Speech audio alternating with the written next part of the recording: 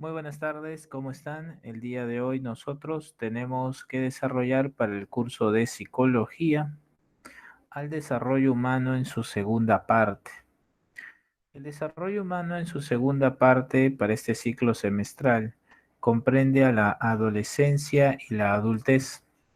Cuando trabajemos la adolescencia haremos hincapié en el proyecto de vida. Si has tenido la oportunidad de revisar la diapositiva, ya te has podido dar cuenta de algo, seguramente te has dado cuenta que se ha incorporado el proyecto de vida, la orientación vocacional y claro está el autoconocimiento. Así que hay mucho contenido que trabajar hoy día. También tenemos para el final de la clase varias preguntas de admisión. Sí, varias preguntas de admisión.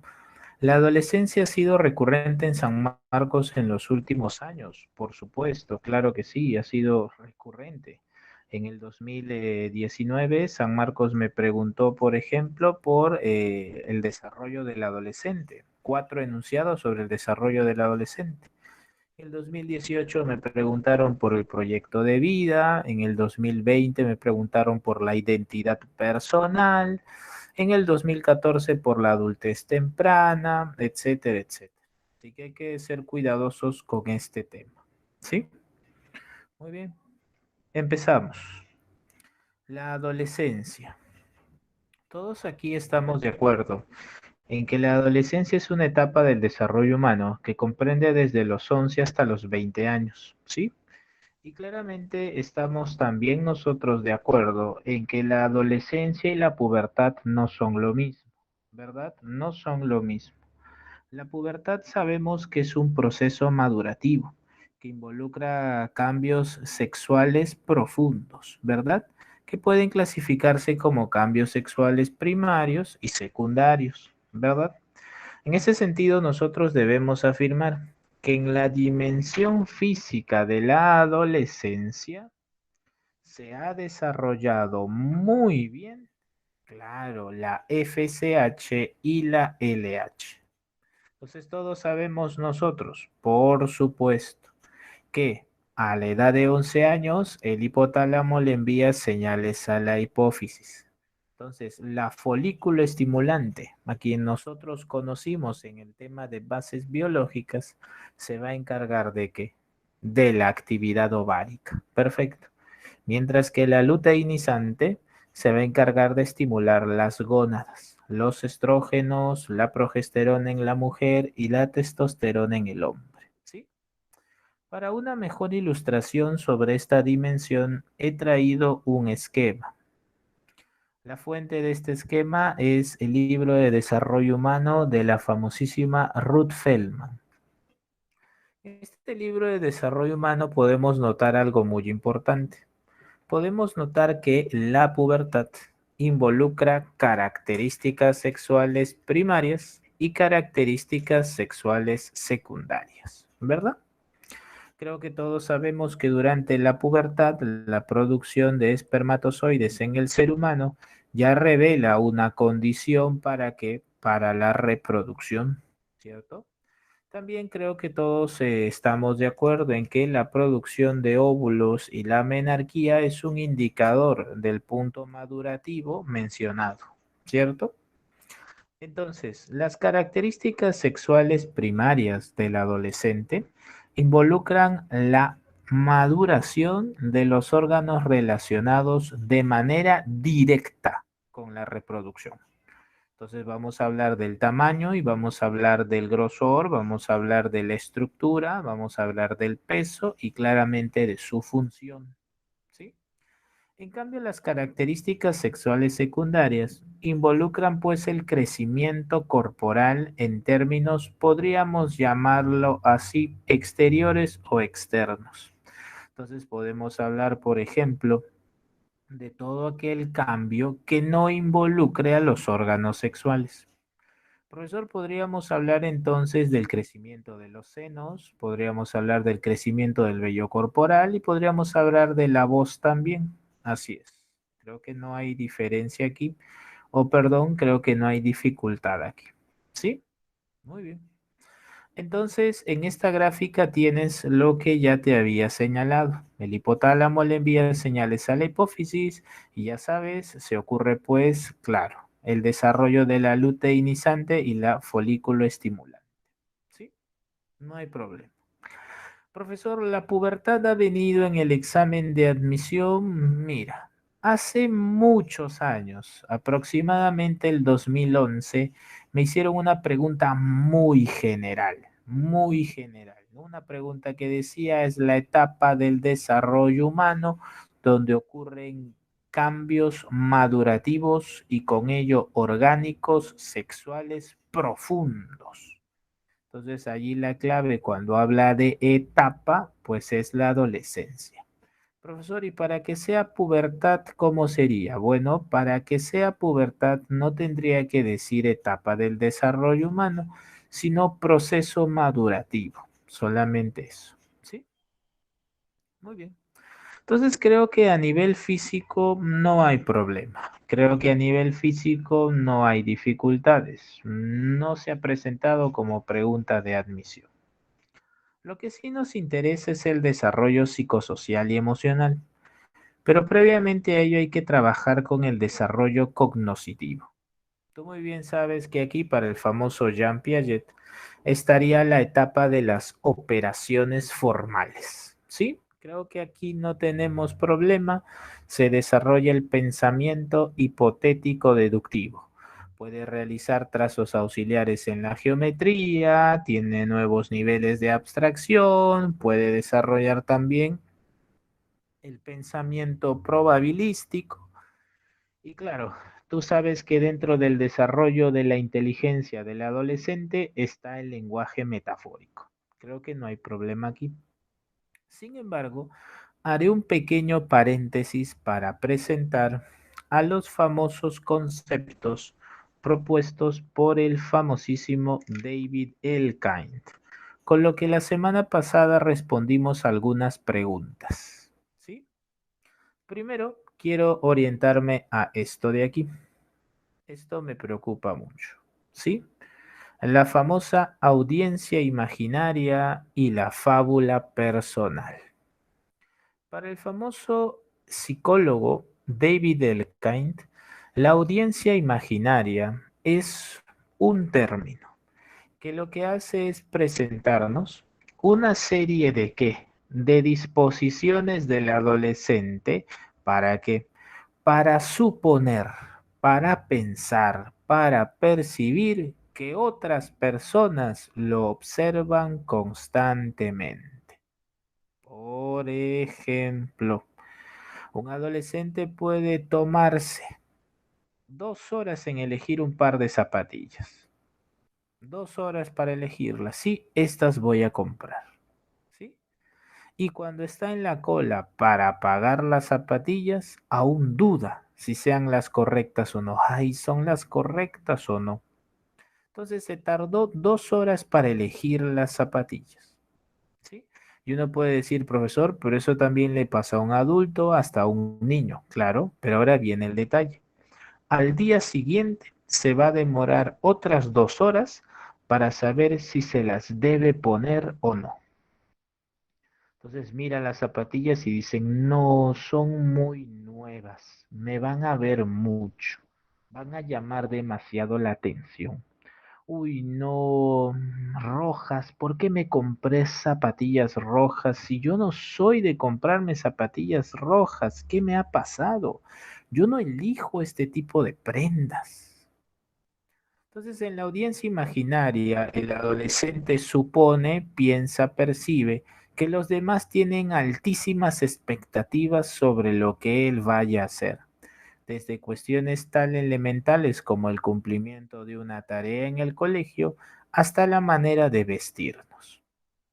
Profesor, entonces esto también podría explicar el hecho de que cuando un adolescente se corte el cabello y va al colegio, vaya con gorro. Por supuesto, vamos a notar que algunos adolescentes van al colegio y de pronto tienen chullo. Oye, pero si hace calor, ¿por qué estás usando chullo? Ah, no, nada. Ah, ya sé, le dice tu amigo, te has cortado el cabello, ¿no? A ver, sí te has cortado. Entonces, en la audiencia imaginaria, el sujeto puede suponer, percibir, entender, creer que los demás estarán a la expectativa de su conducta, cuando en la realidad sabemos que no es así. ¿Listo? Muy bien. Entonces, la audiencia imaginaria es un término empleado por David Elkind para presentarnos el famoso egocentrismo racional. ¿Sí? ¿Puede involucrar esto modales? Sí. ¿Puede involucrar esto comportamientos en la vida académica? Sí. ¿Puede mostrarse esto en la vida, como dice su compañero, estética o en las elecciones estéticas? Sí, claro que sí. Y la segunda característica es la fábula personal. En la fábula personal, David Elkind también hace referencia a una percepción, a un pensamiento, donde el adolescente supone que es invulnerable. Así que lamentablemente puede caer, no estoy diciendo que necesariamente ocurra, puede caer en conductas de riesgo. Por ejemplo, en el examen de admisión del 2019, me presentaron una pregunta muy interesante.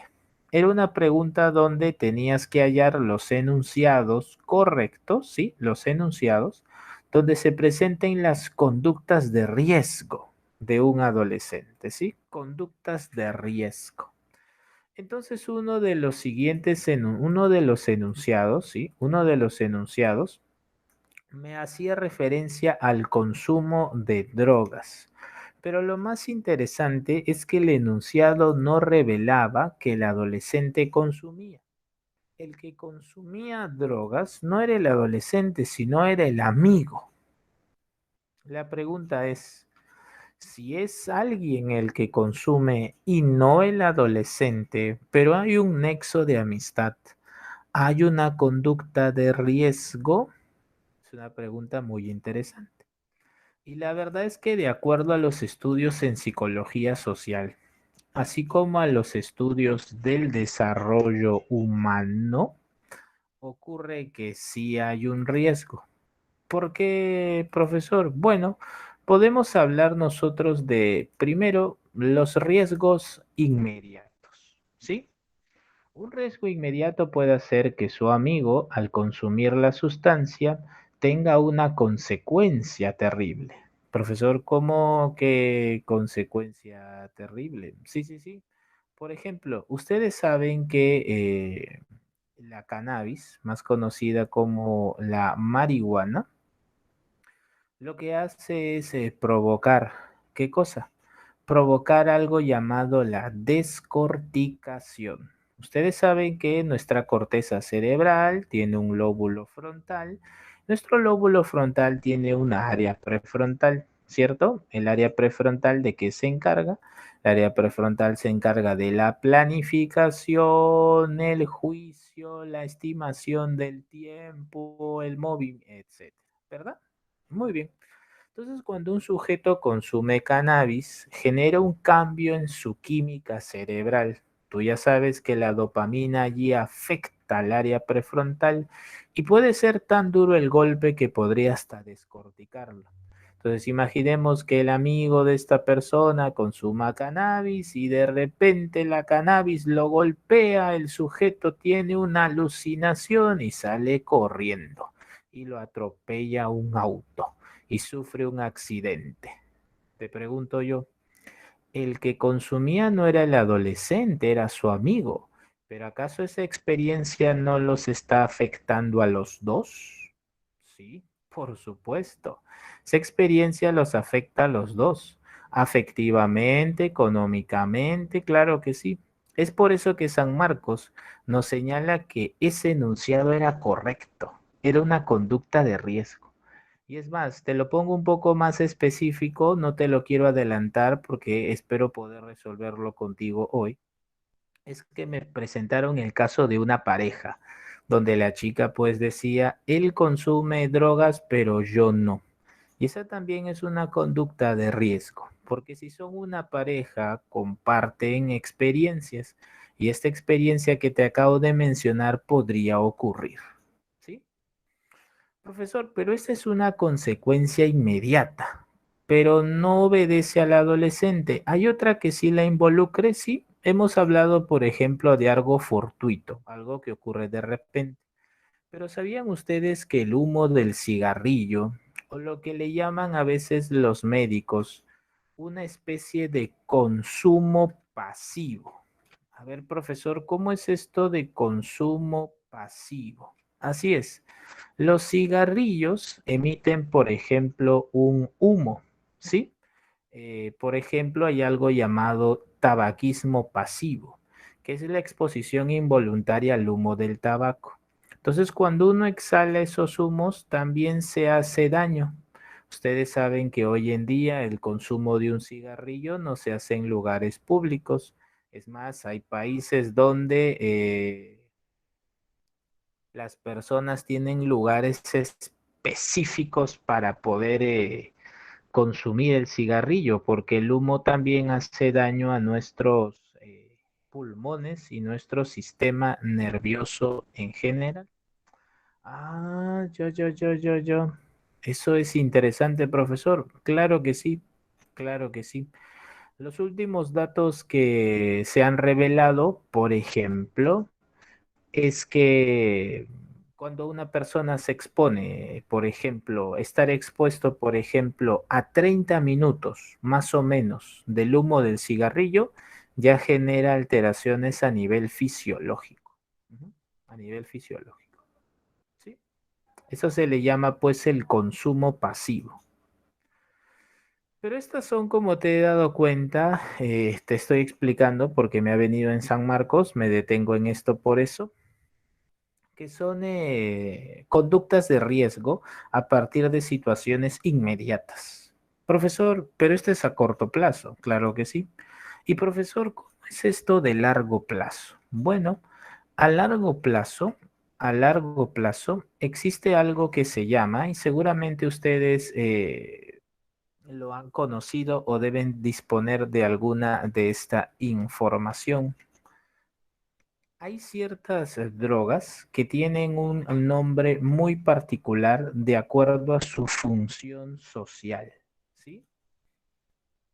¿Cómo así, profesor? Sí, hay pues las famosas drogas de iniciación. El consumo de la marihuana nos puede llevar al consumo de otra sustancia. Ah, claro, claro, claro, profesor. Eso sí lo he escuchado, lo he leído por ahí, por supuesto. Entonces, la conducta de riesgo no solamente pasa por una conducta que el sujeto realice, sino básicamente está involucrada a las conductas que rodean al sujeto también.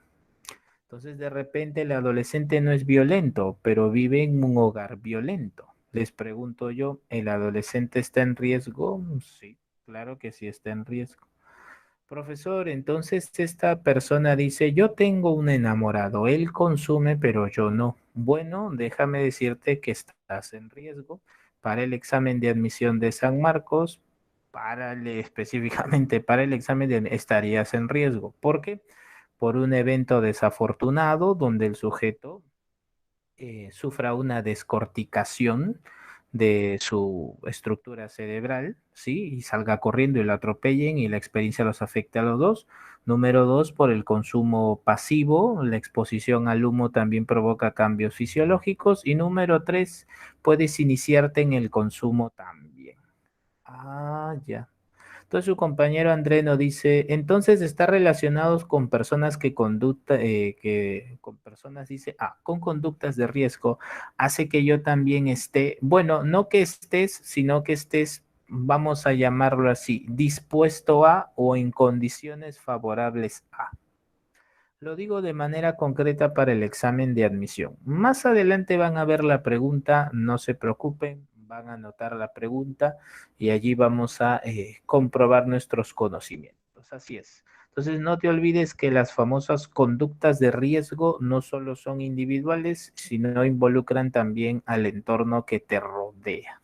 Eso quería señalar, en eso quería hacer hincapié. ¿Sí? André, entonces, ¿quedó claro? ¿Se pudo entender? ¿Sí? No se preocupen, ya saben, al final de la clase la pregunta de admisión y la resolución nos va a permitir consolidar ese conocimiento. Muy bien, entonces, audiencia imaginaria y fábula personal. Lo tenemos, ¿verdad? Algunos adolescentes con la fábula personal dicen, saltar de 10 en 10 las escaleras no va a pasar nada. A ver, grábame para TikTok y ¡pum! Se accidentan, ¿no? Se rompen una pierna o esto ocurre. Profesor, esto yo lo he visto mucho en TikTok. Algunos hacen sus retos para ganar más likes, para ganar más seguidores. Ah, sí, pues TikTok, claro. Hacen cosas como molestar a las personas o jugarles bromas. Profesor, allí puede ocurrir algo inesperado. ¿Qué tal si esa persona es violenta y reacciona mal? Claro, por supuesto. Muy bien. Listo. Ya está. Lo tenemos. Muy bien. Entonces hemos concebido ya al desarrollo cognoscitivo del adolescente. Vamos entonces ahora con el desarrollo psicosocial. El desarrollo psicosocial va a involucrar al famosísimo Erik Erikson, ¿verdad? Erik Erikson nos dice, aquí ocurre la tarea del yo llamada identidad versus confusión de roles. Identidad versus confusión de roles. ¿Qué es la identidad para Erikson? La identidad es una concepción coherente del yo, constituido por normas, por valores, por expectativas, por creencias, con las cuales tú te sientes comprometido. Profesor, ¿esto está vinculado a la personalidad? Por supuesto. Todos ustedes saben que la personalidad para el famoso Alport es una organización dinámica de los sistemas psicofísicos que determina una manera de pensar y una manera de actuar única en el proceso de adaptación al entorno. Y ustedes saben muy bien, muy, pero muy bien, que nuestra personalidad tiene dos componentes, el temperamento y el carácter. Muy bien. Cuando estos dos componentes se unifican y trabajan en función a tus vivencias, tus experiencias, tus expectativas, tus intereses, tus deseos, tus creencias, pues se constituye tu identidad. Por eso es que se dice que la identidad es la concepción coherente del yo, constituida por tus normas, tus valores, tus deseos, tus expectativas, tus intereses. Profesor, entonces en la identidad tenemos un tercer componente de la personalidad, así es, que busca integrar al temperamento y al carácter, pero de manera única e irrepetible. Así es, nadie es como tú, todos somos distintos. Profesor, entonces, en esta identidad, Erickson, ¿qué nos dice? Bueno, Erickson nos dice que la identidad versus confusión de roles revela, número uno, la superación de la niñez. ¿Cómo que la superación de la niñez, profesor? Sí, la superación de la niñez. A ver, explíqueme cómo es esto. Sí, los niños se caracterizan por tener roles muy bien definidos y creo que nada complejos. O bueno, no tan complejos. Los niños van al colegio, significa que estudian y juegan, ¿verdad? Pero los adolescentes no. Los adolescentes tienen claramente roles distintos. ¿Por qué? Porque ellos no solamente son estudiantes e hijos, sino también son enamorados, enamoradas, son deportistas, son sujetos con distintos roles, amigo, hijo, estudiante, deportista, enamorado, etcétera. Y estos roles requieren de ciertas lealtades, ¿verdad? Uno puede ser leal a sus estudios, leal a su enamorado, leal a sus amigos, etcétera, etcétera. Entonces, en la identidad, el sujeto busca que las acciones que realicen sean coherentes con sus intereses, sus deseos, sus valores, sus necesidades. Ah, ya, profesor. Entonces nosotros estamos hablando aquí de una constitución individual del ser humano. Así es, eso es correcto. Entonces, la identidad versus confusión de roles involucra que nosotros como seres humanos seamos conscientes de los distintos papeles que tenemos en la sociedad. Así es, y que esos distintos papeles que tenemos en la sociedad sean coherentes con lo que nosotros deseamos, queremos, estamos interesados, anhelamos. Así es, eso es correcto. Profesor, entonces por eso los adolescentes se involucran en distintos grupos. Están en una banda de música, tienen sus amigos del barrio con el que juega fútbol, están conectados en el internet para jugar un videojuego, están instruyéndose en una universidad, etcétera, etcétera. Así es, los espacios sociales o lugares donde se desenvuelven involucran, así es, el desarrollo de sus habilidades, sus aptitudes, sus deseos, sus necesidades, sus intereses, etcétera. Profesor, ¿y qué recomienda el famoso Erickson? Erickson pensaba que los adolescentes al tener tantos años para la formación de la identidad deben concebir tres aspectos fundamentales. Número uno, la vocación. Y aquí es donde vamos a hablar ya del proyecto de vida, ¿sí? Empezamos entonces. El proyecto de vida. ¿Qué es el proyecto de vida? La psicología define al proyecto de vida, o como en algunos textos le llaman plan de vida, a todo aquel proceso donde se establecen objetivos, donde se establecen metas a largo plazo y sus respectivos procedimientos para alcanzarlos. Eso es. El proyecto de vida son entonces las metas, los objetivos que el sujeto ha elaborado a largo plazo y las respectivas conductas o procedimientos para lograrlo. Ese es el proyecto de vida. ¿El proyecto de vida involucra cuestiones afectivas? Sí. ¿Involucra cuestiones académicas? Sí. ¿Involucra cuestiones económicas? Por supuesto. ¿Involucra cuestiones familiares? Claro que sí. El proyecto de vida en términos evolutivos se realiza inicialmente en la adolescencia, pero se espera que de manera consolidada se lleve a cabo durante la adultez temprana. Es por eso que el proyecto de vida del adolescente puede tener cierta ambigüedad. No debe estar al 100% definido necesariamente. Si un adolescente lo ha logrado, pues excelente, felicidades. Pero no es que sea una obligación, ya que pueden ocurrir sucesos, eventos, problemas, dificultades que alteren este proyecto. ¿Sí? Entonces, se inicia en la adolescencia, pero se espera que ya consolidado se realice plenamente en la adultez temprana. Este proyecto de vida involucra tres componentes. El primer componente es el autoconocimiento. El autoconocimiento para la psicología es un proceso reflexivo, donde el ser humano se da cuenta de sus debilidades y de sus defectos. Y en ese discernimiento o distinción se da cuenta que no solo hay elementos internos, sino hay elementos externos.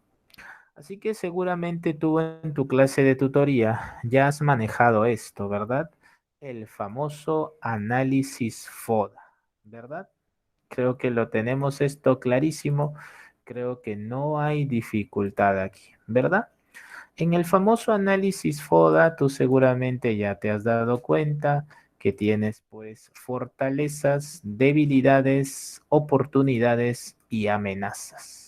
Profesor, ¿esto está en el prospecto? Claro que sí, claro que está en el prospecto. Así que hay que tener cuidado, ¿sí? Muy bien. Empezamos entonces. Lo tenemos. Vamos. Primero. Todos sabemos que las fortalezas involucran las cualidades que están en nuestro interior. Todos sabemos que las fortalezas son positivas. Algunos son conscientes de ser respetuosos, algunos son conscientes de ser responsables, algunos son conscientes que tienen inteligencia lingüística, espacial, sinestésica corporal, etcétera, etcétera. ¿Verdad? ¿Cierto? Muy bien. Entonces nosotros tenemos eso definitivamente. Creo que no hay problema aquí, no hay dificultad. Muy bien. ¿Qué hay de las debilidades? Las debilidades para la psicología deben ser aquellas características que tú puedes detectar y que sabes que te están impidiendo alcanzar con tus objetivos. Pero claro, son internas, así que mucho cuidado, son internas, ¿sí? Por ejemplo, algunos son conscientes de ser olvidadizos, de ser descuidados, de algunas veces ser flojos o irresponsables, ¿sí? Entonces allí tienes a la debilidad, fortaleza y debilidad. En el análisis externo tienes la oportunidad y la amenaza. Por ejemplo, tú ahora tienes la oportunidad de estar estudiando y preparándote para ingresar a la universidad. Esa es una oportunidad. ¿Por qué?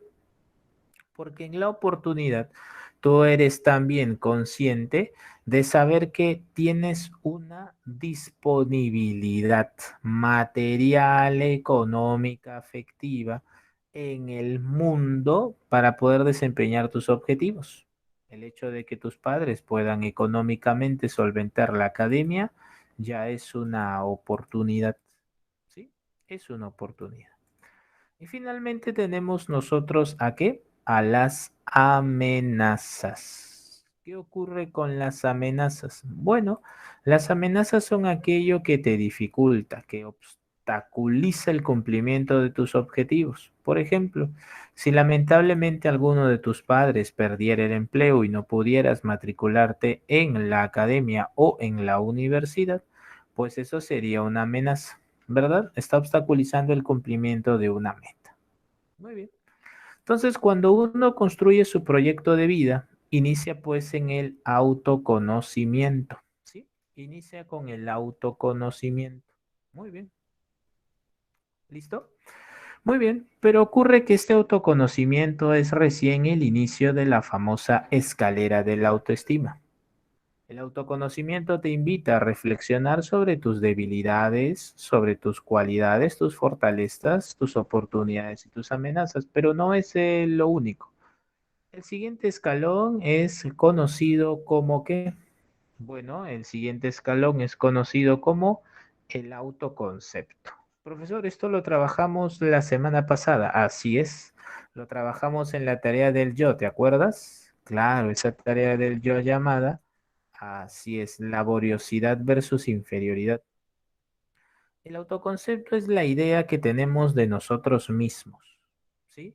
A partir de la interacción con nuestros padres, a través del descubrimiento de las habilidades o el desarrollo de nuestra motivación intrínseca, ¿sí? Ese es el autoconcepto. Entonces, cuando el pequeño Adrián dijo, yo creo que soy malo en matemáticas, ¿te acuerdas? Estaba dando cuenta de su autoconcepto. En un tercer nivel está la autoevaluación. La autoevaluación es un proceso donde tú comparas experiencias. Los seres humanos podemos comparar experiencias que revelen ciertas debilidades, cualidades, oportunidades, amenazas, etc. El asunto está en que tú sabes que algunas experiencias son positivas y otras son negativas. Algunas son enriquecedoras y otras no lo son. Por ejemplo, imaginemos que una persona lamentablemente padezca de obesidad mórbida. Y ocurre que esta persona ya hace muchos años fue advertida. Le dijeron, ¿sabe qué? Usted ya no debe subir más de peso porque puede tener problemas cardíacos. ¿Sí? Pero esta persona no hizo caso a la recomendación, así que siguió subiendo de peso. Decía, no, bueno, este es mi cuerpo, es mi decisión, yo puedo hacerlo. Y bueno, ocurre que esta persona con un exceso de peso, sobrepeso, incluso llegó a la obesidad mórbida, decide viajar de un país a otro y tomar un vuelo, ¿sí? Imaginemos que esta persona cuando sube al avión se da cuenta que al lado ya hay una persona sentada Así que cuando esta persona se sienta, genera incomodidad al pasajero que está al lado derecho. El pasajero se incomoda y se queja y exige que le cambien de lugar porque no puede sentarse de la mejor manera. Así que esto hace sentir mal a la persona y la lleva por fin a autoevaluarse. Esta experiencia, se pregunta la persona, ¿no será que ya debo bajar de peso? ¿No será que incluso mi estado de salud, además de afectarme a mí, me impide tener una interacción social regular? Entonces, en ese proceso de autoevaluación, el sujeto va a poder darse cuenta de lo que está ocurriendo y va a poder determinar si la experiencia le puede generar un aprendizaje o no. De acuerdo a la psicología, la autoevaluación es positiva porque nos lleva a ser conscientes que las experiencias negativas pueden cambiar. Pero para que esto ocurra, el ser humano también debe poner de su parte. Por ejemplo, esta persona que sufre de obesidad mórbida ha tenido una mala experiencia en el vuelo. Esto puede llevar a que ella diga, ¿sabes qué? Ya esto es suficiente. Es momento de cuidar mi salud y mejorar por el bien que puedo generarme a mí mismo. Entonces, la autoevaluación ha sido positiva porque se ha dado cuenta que puede mejorar su estado de salud, ¿sí? Entonces, no te olvides, en la autoevaluación un sujeto compara experiencias y decide si éstas pueden generar buenos aprendizajes o no. La tercera escalera de la autoestima es la famosa autoaceptación. En la famosa autoaceptación, el sujeto se da cuenta que determinadas características que presenta él, ojo, pueden ser no solo evaluadas, sino aceptadas o rechazadas. Por ejemplo, imaginemos que Pepito no haya crecido con sus padres, ¿sí? Y cuando él llega a la edad, imaginemos, de 19 años, se dice a sí mismo, por un lado, la ausencia de mis padres hizo que yo fuera más autónomo, pero por otro lado, me hizo muy reacio a la afectividad. ¿Esto podrá cambiar en mí? Entonces, en un primer momento, él se ha autoevaluado. Dice, esto ha ocasionado esta cosa, esta otra cosa ha ocasionado otra cosa más. Sí, se ha autoevaluado primero. La autoaceptación consiste en que el sujeto se reconozca a sí mismo como resultado de una serie de experiencias. Y a pesar de esas experiencias, el sujeto llega a la conclusión de que debe amarse así como es. Entonces, en el futuro, el sujeto podrá tomar mejores decisiones. Entonces, la autoaceptación es, como bien lo dice la diapositiva, el resultado de nuestro propio juicio sobre nosotros mismos. Es asumir lo que nos ha ocurrido y asumirnos tal y como somos. ¿Para qué? Para poder ser cada día mejores. Entonces el sujeto se autoacepta y dice, sí, tuve padres negligentes, sí, mi personalidad se orientó a ser un sujeto reacio a la afectividad, pero llegó el momento de cambiar. Si alguna vez tengo familia, tendré un estilo de crianza democrático. Si algún día amo a alguien más, pues me amaré primero yo para amar saludablemente a otro. Entonces el sujeto se autoacepta, ¿sí? En el siguiente nivel está el autorrespeto. En el autorrespeto, la psicología señala que los seres humanos debemos entender que nuestras necesidades van en primer lugar. Profesor, pero esto no sería una especie de egoísmo. Aquí está el detalle. Cuando hablo de que necesidades sean las nuestras las que van en primer lugar, hago referencia a que claramente estas no deben ir en contra de los derechos de los demás. Profesor, ¿y cómo se ejemplifica esto cuando aprendes a decir que no? Por ejemplo, imaginemos que un sujeto tiene que dar un examen el día lunes, ¿sí? Es un examen para la universidad. Entonces el sujeto está estudiando desde el día sábado, pero llegan unos amigos que le dicen, oye, vamos pues a celebrar un ratito, ¿por qué no tomar un poco? Vamos, tienes que relajarte, no todo es estudio en la vida, vamos. Entonces el sujeto, si acepta y cede, ojo, si acepta y cede, ojo, teniendo en cuenta que aún no ha estudiado lo suficiente y que no tiene la seguridad necesaria para afrontar el examen el lunes, pues bien, si ese sujeto ha cedido fácilmente a las necesidades de otros, pues no tendría el suficiente autorrespeto. Pero si el sujeto sabe decir que no, dice, ¿sabes qué? Lo siento mucho, yo los quiero mucho, son mis amigos, pero mira, la verdad es que este examen está muy difícil y prefiero aprovechar mi tiempo de la mejor manera. Entonces, en el autorrespeto, el sujeto sabe que tiene ciertos objetivos, que tienen ciertas necesidades que no pueden postergarse. Y claro, estas no afectan los derechos de los demás. ¿Sí? Cuando San Marcos me ha preguntado esto, lo ha hecho en un simulacro hace muchos años. Y básicamente lo ha hecho como te lo he presentado, un sujeto que aprende a decir que no. Y finalmente está la autoestima. En la autoestima, el sujeto lo que hace es una síntesis. La autoestima es una síntesis de todas las escaleras, de toda la escalera. La autoestima generalmente ha estado vinculada a la valoración que tenemos de nosotros mismos, pero para el examen de admisión debes entender a la autoestima como aquella que permite el autoconocimiento, el autoconcepto, la autoevaluación, la autoaceptación y el autorrespeto. ¿Cómo es esto, profesor? Bueno, brevemente te lo digo.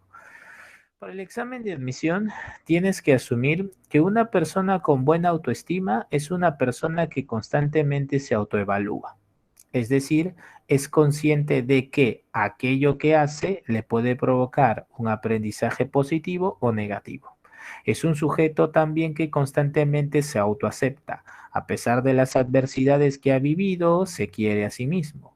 Es un sujeto con adecuada autoestima, aquel que se autorrespeta, que aprende a decir que no y sabe que ciertas necesidades personales no se pueden postergar. Un sujeto con adecuada autoestima es un sujeto que se autoconoce, constantemente reflexiona sobre sus fortalezas y sus debilidades. ¿Se dan cuenta? Entonces, para el examen de admisión, recuerda que un sujeto con adecuada autoestima es un sujeto que se autorrespeta, se autoacepta, se autoevalúa, se da cuenta del autoconcepto que ha construido en su niñez y en la adolescencia y constantemente, así es, reflexiona sobre sus cualidades y sus defectos. ¿Sí? Así es, André, la autoestima es todos los escalones en uno solo. Así es, para el examen de admisión debes concebirlo así, como una síntesis. ¿Sí? Muy bien. Listo, no podemos, ya, tenemos que continuar, hay más temas. Ese es el primer componente del proyecto de vida, primer componente recién. Segundo y tercer componente del proyecto de vida, la visión y la misión. La semana pasada tuvimos la oportunidad de resolver algunas preguntas de admisión, perdón, de la guía sobre este tema. Muy bien. El segundo y tercer componente del proyecto de vida es la visión y la misión. Una vez que el sujeto ha realizado su proceso de autoconocimiento, ¿sí? Fortalezas, debilidades, oportunidades y amenazas, entonces puede mejor establecer lo que quiere y lo que debe hacer. Por ejemplo, si un sujeto dice, yo quiero ser uno de los más grandes investigadores de la medicina del Perú. Pues bien, esa es su visión. Si un sujeto dice, yo quiero ser un gran administrador de empresas petroleras en el país. Bueno, esa es su visión. Si un sujeto dice, yo quiero ser un importante referente en el comercio exterior. Bueno, esa es su visión. Si un sujeto dice, yo quiero ser un empresario que pueda de manera notoria incorporar los conocimientos biomédicos hacia la empresa farmacéutica. Bueno, esa es su visión, es lo que el sujeto desea hacer. Involucra sus expectativas, sus aspiraciones, sus metas, sus acciones futuras, ¿sí? Lo que él quiere ser. En cambio, la misión es una guía práctica para la acción. Significa que en la misión tú vas a encontrar cada uno de los pasos que debes realizar para alcanzar tus objetivos. Por ejemplo, si el sujeto quiere ser uno de los investigadores en medicina más reconocidos del país, entonces el sujeto lo que tendrá que hacer que es, el sujeto tendrá que ingresar primero a la carrera de medicina. En segundo lugar, orientarse a un buen rendimiento académico. En tercer lugar, desarrollar habilidades para la investigación. En cuarto lugar, terminar la carrera. Y en quinto lugar, orientar su vida profesional ¿a qué? A la innovación del conocimiento. Entonces, cuando cumpla con esos pasitos, él estará pues en un proceso hacia el desarrollo de qué? Del objetivo máximo que es su visión, ¿sí? Entonces la visión es básicamente lo que tú quieres ser y la misión es lo que tú debes hacer. Y en el cuarto componente tenemos pues a la orientación vocacional. Algo que debemos entender nosotros es la diferencia entre orientación vocacional y orientación profesional. Mucho cuidado, con las alternativas del examen de admisión. La orientación vocacional principalmente se orienta a que a la elección. Cuando pienses en orientación vocacional, piensa en elección. En cambio, cuando trabajas con el concepto de orientación profesional, lo que haces tú ya no es tanto elegir, sino es desarrollar las habilidades necesarias. ¿Para qué? Para el cumplimiento de tus objetivos profesionales. Entonces, en la orientación vocacional, tú vas a elegir una carrera, una profesión, ¿cierto? En cambio, en la orientación profesional, tú ya eres un profesional y lo que quieres es desarrollar tus habilidades, ¿sí? Las habilidades que ya has obtenido como parte de tu formación académica, desarrollar tu máximo potencial. ¿Listo? Muy bien. Esta orientación vocacional tiene a su vez ciertos factores, ¿sí? Ciertos factores. ¿Listo? En primer lugar, cuando se habla de la orientación vocacional, se habla de una dimensión psicológica, que es la que nos preocupa a nosotros. También se habla de una dimensión educativa. También se habla de una dimensión socioeconómica. Por ejemplo, en la dimensión psicológica es donde vamos a trabajar valores, aptitudes, características de la personalidad, etcétera. En la dimensión educativa estarían los cursos, las materias que vas a tratar a lo largo de tu carrera profesional. Hay, por ejemplo, chicos que dicen, ay, sí, yo quiero ser abogado, pero no me gusta leer. Bueno, déjame decirte que en la carrera de Derecho la lectura va a ser algo recurrente. Entonces, para eso tú puedes ingresar a una página de la universidad a la que vas a postular y revisar el plan de estudios. Y allí vas a ver, se llama plan curricular, algunos le llaman plan de estudios, y vas a ver los cursos que se llevan durante la formación universitaria. Ese es el componente educativo. En el aspecto socioeconómico vas a tener pues la demanda laboral, ¿sí? Hay chicos que dicen, bueno, la verdad es que a mí me gusta la ingeniería, pero me atrae más la cantidad de dinero que pueda ganar siendo un ingeniero de minas. Me he dado cuenta, profesor, que como este país es un país orientado hacia la actividad minera, creo que en la ingeniería de minas podría ganar mucho dinero. Entonces, en el aspecto socioeconómico hablamos de la demanda, de empleo, de salario, etcétera, etcétera. ¿Qué nos preocupa para el examen de admisión? Nos preocupa lo psicológico. Así que en primer lugar, ustedes ya deben saber la diferencia entre habilidades y aptitudes, ¿cierto? Esto lo hemos visto en inteligencia, ¿verdad? Sabemos que una aptitud es una habilidad potencial y sabemos que una habilidad es una destreza. Así que generalmente cuando se aplica una prueba para la orientación vocacional, buscan detectar en ti tus aptitudes, ¿cierto? Hay, por ejemplo, chicos que tienen altas puntuaciones en las habilidades espaciales, así que se orientan a la arquitectura o a la ingeniería, ¿cierto? Hay otros que tienen adecuadas puntuaciones en la inteligencia interpersonal y en la intrapersonal. Entonces se orientan a la educación, a la psicología, al derecho también. Luego están tus intereses, tus actitudes, tus valoraciones, tus disposiciones ya personales para actuar de determinada manera en determinados escenarios. Por ejemplo, hay sujetos que dicen, a mí me gustaría estudiar sociología, pero ¿sabe qué, profesor? A mí no me gusta hablar con las personas.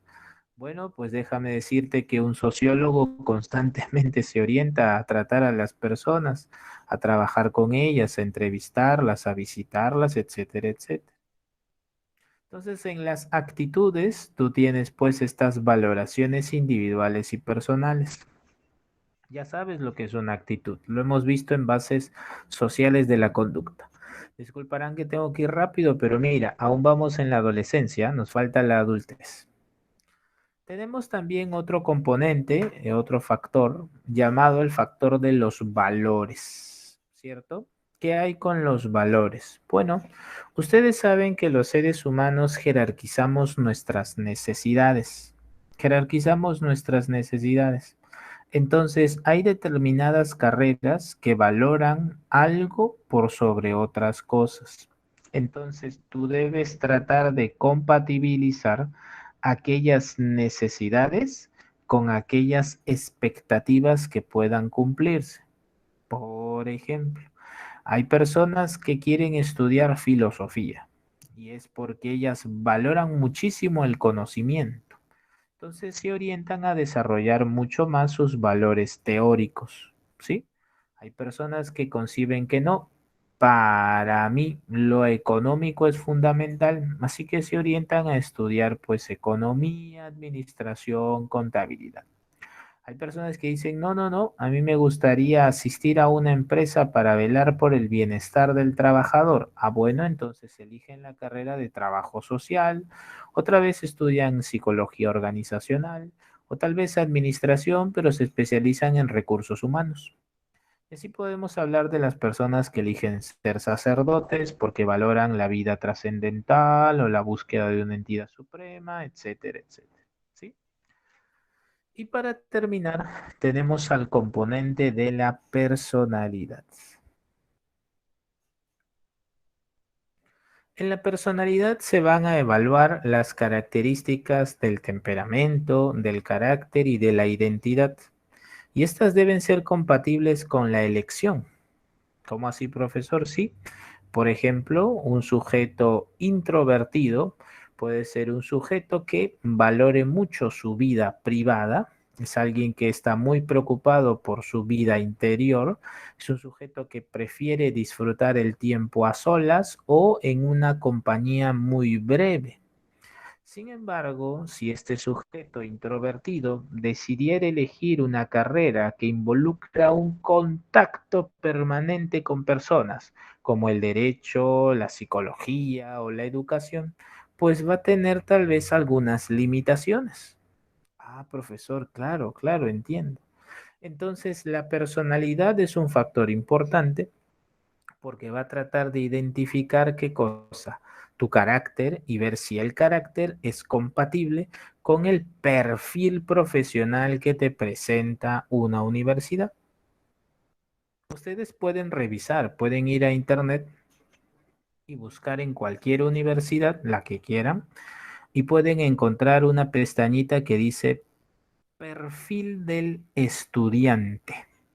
Y en el perfil del estudiante te van a presentar algunas características de la personalidad.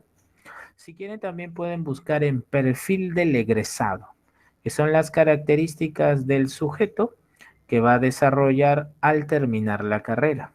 Si tú ves que ese perfil va de acuerdo a cómo tú te autoconoces, si es que no has hecho una prueba de orientación vocacional, entonces dices, ah, esta carrera me puede convenir, mira, este es parte del perfil que busca, ¿sí? Muy bien. Entonces tienes cuatro elementos, los talentos, ¿verdad? Las aptitudes, tienes también, recuerda por favor, los valores, recuerda las actitudes y la personalidad. ¿Listo? Muy bien. Muy bien, entonces lo hemos logrado. Hemos trabajado con el desarrollo psicosocial. Erickson entonces recomendaba esto. El adolescente debe desarrollar tres cosas. Vocación, ya sabes en qué involucra la vocación. Debe desarrollar una elección de los valores, como quiere ser conocido. Y en la número tres es una sexualidad responsable. Amarse uno primero para amar a los demás saludablemente. La dimensión que nos falta de la adolescencia es la dimensión emocional. ¿Qué hay con el desarrollo emocional del adolescente? Es importante señalar que durante la adolescencia hay una mayor inserción social. Por lo tanto, los seres humanos nos generamos expectativas de los grupos que vamos a conocer. Al ingresar a una escuela, al ingresar a una academia, al ingresar a una universidad, tenemos ciertas expectativas de lo que vaya a ocurrir en esos lugares. Por lo tanto, empezamos a buscar comprender lo que sentimos. Recuerda cuando hicimos el tema de procesos afectivos. ¿Cuál es el objetivo de un sentimiento? Bueno, es formar el carácter, ¿verdad? Es hacer conscientes las emociones y encontrarles un motivo, ¿verdad? Por eso encontrábamos nosotros sentimientos estéticos, intelectuales y encontrábamos morales. Entonces, en el desarrollo afectivo o emocional del adolescente, el sentimiento pasa a ¿qué? A ser un protagonista. Ah, profesor, por eso aquí dice que la emotividad disminuye con excepción del primer amor. Así es, porque tratamos de buscarle un motivo a lo que sentimos. Entonces podemos elegir mejor. También, durante la adolescencia pueden existir periodos de crisis, sentimientos de vacío. ¿Qué significa esto, profesor? Bueno, para algunos adolescentes el integrarnos a muchos grupos humanos puede ser difícil. ¿Por qué? Porque muchas veces nuestros intereses o necesidades no son compatibles con el grupo. Es por eso que hoy por hoy los adolescentes acuden mucho a las redes sociales. ¿Cuál es la diferencia entre interactuar en las redes sociales que interactuar en la vida real? Que el grupo en las redes sociales es ilimitado. En las redes sociales vas a encontrar muchas personas que tengan intereses compartidos contigo. Entonces, esos sentimientos de vacío se enfrentan pues a qué? A una apertura en la virtualidad. Debe haber alguien que le guste lo mismo que a mí. Entro al Facebook y busco animes de no sé qué o TikTok de no sé qué cosa. Ah, encontré, ven. Ah, aquí hay gente que le gusta. Ah, qué interesante. Entonces los adolescentes cuando interactúan con un grupo pueden experimentar sentimientos de vacío en la medida que sus intereses, deseos o necesidades no puedan ser correspondidos con el entorno al cual se relaciona. Eso puede encontrarse. Y también vamos a encontrar algo, o mejor dicho, también vamos a encontrar algo relacionado a lo que ya hemos tratado en procesos afectivos, la depresión. A ver, lo que pasa es que hay poco tiempo y trato de administrar de mejor manera posible esto. A ver, mira, la adolescencia es una etapa del desarrollo humano donde este ser humano, al tratar de construir su identidad, ¿sí? Su concepción coherente del yo constituido por normas y valores, al tratar de construirla, se va a dar cuenta que muchos intereses, necesidades y deseos no son compatibles con el entorno, ¿cierto? Los puede llevar a un sentimiento de vacío. Muy bien. Entonces, en ese sentido, esa experiencia puede provocar ¿qué cosa? Un cuestionamiento hacia los demás. En la adolescencia los cuestionamientos son recurrentes. ¿Por qué? Porque al construir su propia identidad dice, oye, lo que le gusta a él no necesariamente me tiene que gustar a mí. Yo soy diferente, yo soy así, yo soy asá. Muy bien. Entonces, cuando hay un cuestionamiento hay algo regular. Pero ¿qué pasa con la rebeldía? La rebeldía involucra no solamente un cuestionamiento, sino una desobediencia permanente. Además, la rebeldía puede involucrar frustración, ya que ante querer satisfacer sus necesidades encuentra constantemente los obstáculos. Profesor, ¿todos los adolescentes son rebeldes? No, en realidad los libros de desarrollo humano no presentan a la rebeldía como una característica fundamental de la adolescencia, no. Lo que sí te van a presentar los libros de desarrollo humano es una etapa de cuestionamiento. ¿Por qué? Porque si construye su identidad y reconoce lo que le gusta y lo que no, es natural que te diga, hey, si te gusta a ti, no necesariamente me tiene que gustar a mí. Lo que sí puede ocurrir es que en algunos casos esta formación de identidad sea altamente conflictiva, generando, como te decía, no solamente cuestionamiento, sino oposición, conflicto y lucha. Entonces hay rebeldía. Profesor, ¿y la depresión? Bueno, los sentimientos de vacío, ¿sí? Pueden llevarnos a una depresión. Eso lo vimos en afectividad. ¿Por qué, profesor? Bueno, los adolescentes al estar construyendo su identidad y descubrir que sus deseos, necesidades, intereses, necesidades no son compatibles con el entorno que se desenvuelve, entonces este adolescente puede empezar a sentirse triste, ya que no es aceptado como tal. Entonces, generalmente en los libros de desarrollo humano, cuando se presentan casos de depresión en adolescentes, esto está relacionado a la no autoaceptación. Y ya hemos visto en la escalera de la autoestima que es la autoaceptación, ¿verdad? Sabemos que la autoaceptación es en realidad una consecuencia de las escaleras anteriores. Profesor, usted me está diciendo que si un adolescente no se autoacepta es porque no se ha autoevaluado y si lo ha hecho, ha encontrado más experiencias negativas que positivas, es posible. Profesor, me está diciendo que si un sujeto no se autoacepta, me está diciendo que no ha desarrollado el autoconocimiento, tal vez tenga un autoconcepto deteriorado y tal vez encontramos que en la autoevaluación encontramos muchísimas diferencias, dificultades, así es. ¿Y qué es lo recomendable? Bueno, allí sí se requiere una asistencia, una orientación psicológica. Muy bien, profesor, el desarrollo emocional en el adolescente ha venido en el examen de admisión. Ahí está el detalle. San Marcos en el examen de admisión del 2019 coloca este enunciado. Mira, te lo voy adelantando. 2019-1 San Marcos me pregunta esto. Señale cuáles de los siguientes enunciados corresponde al desarrollo del adolescente, ¿ya? Un enunciado decía esto. Tiene dificultad para comprender opiniones diferentes a la suya. A ver, te leo por el chat. ¿Eso es verdadero o es falso? Tiene dificultad para comprender opiniones diferentes a la suya. Ojo, no te está diciendo que no puede comprenderlas, ¿ah? No te dice no puede comprender, no te está diciendo no puede comprender opiniones diferentes a la suya. No, dice tiene dificultades para comprender diferentes opiniones a la suya. A esto quería llegar, ¿ah?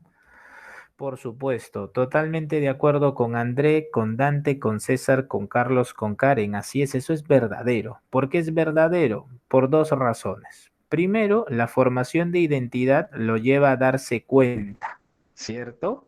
Se lleva a darse cuenta de qué. ¿De qué?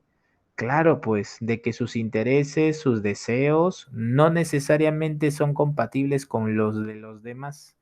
Recuerda que la identidad es una concepción coherente del yo, constituida por sus normas, sus valores, sus intereses, con las cuales se siente comprometido. Entonces, el adolescente es consciente de que, hey, lo que te gusta a ti no necesariamente me gusta a mí y tengo mis motivos. Por esas razones. Entonces, vuelvo a repetir, en el 2019-1 el enunciado decía, ¿tiene dificultad para comprender opiniones diferentes a la suya? Por supuesto que sí. porque en la formación de identidad ya construye su propio criterio. Por eso es verdadera. Ah, ya. Su compañero André dice, los que no pueden son los niños, ¿no? Claro, en el famoso pensamiento egocéntrico. Así es. Su compañero Carlos que dice, una palabra lo cambia todo. Así es, hay que leer bien el enunciado. A eso quería llegar. Listo. Superamos entonces a la adolescencia, le hemos dado prácticamente una hora solo a la adolescencia. Vamos ahora con la adultez. La adultez temprana es aquella etapa del desarrollo humano que va entre los 20 y los 40 años. A nivel del desarrollo físico, es esta la etapa donde hay la máxima fuerza, la máxima energía y la máxima resistencia. Mayor fuerza, mayor energía, mayor resistencia. Esta es la etapa del desarrollo humano donde el sistema inmunológico espera estar en su máximo nivel. Si te enfermas, no tendrías problema en recuperarte. Ah, profesor, es cierto, incluso con la pandemia del COVID-19, los adultos tempranos han sido los menos afectados. Así es, se espera un sistema inmunológico óptimo, se espera. Profesor, y cuando un adulto temprano muere, ¿qué nos dicen los libros de desarrollo humano? Cuando un adulto temprano muere, si es hombre, generalmente es, y no se vayan a reír, esto es una información realmente comprobada, muere por accidentes. Sean accidentes automovilísticos, sean accidentes en el trabajo, accidentes. La causa de muerte en los adultos tempranos. Pero esto es interesante, en el caso de las mujeres no es así. En el caso de las mujeres es el cáncer. Ustedes saben que a partir de los 30 años se sugiere que las mujeres se hagan siempre su autoexamen, por ejemplo, de mamas, ¿no? Porque saben ustedes que hay una disposición en ellas en determinados rangos de edades a sufrir de un cáncer de mama, ¿verdad? O el famoso cáncer del cuello uterino también. ¿Listo? En la adultez temprana en la dimensión física hay algo importante que anotar, que los adultos tempranos eligen su estilo de vida. Quiere decir que eligen si hacen deporte, si consumen grasas saturadas, si de repente consumen alcohol, tabaco, etcétera, etcétera. ¿Listo? Muy bien. El desarrollo cognoscitivo. Aquí va a aparecer el famoso pensamiento dialéctico, también llamado pensamiento postformal, también llamado pensamiento postformal. Profesor, ¿qué es esto? ¿Qué significa? Sí, tú como bien sabes, el ser humano para Piaget, ¿sí? Para Piaget, en el pensamiento formal, se ha dedicado pues al razonamiento, ya sabes, hipotético deductivo, los trazos auxiliares de la geometría, etc. Pero ¿qué hay en el pensamiento dialéctico? En el pensamiento dialéctico, un adulto temprano tiene una serie de informaciones que va a tratar de integrar y su integración promete una futura superación. Ahí está la dialéctica, tesis, antítesis y síntesis. Por ejemplo, por ejemplo, eh, lo que pasa es que esto es un trabajo intelectual de Claude Sinot. ¿Qué hizo Claude Sinot para evaluar esto? Bueno,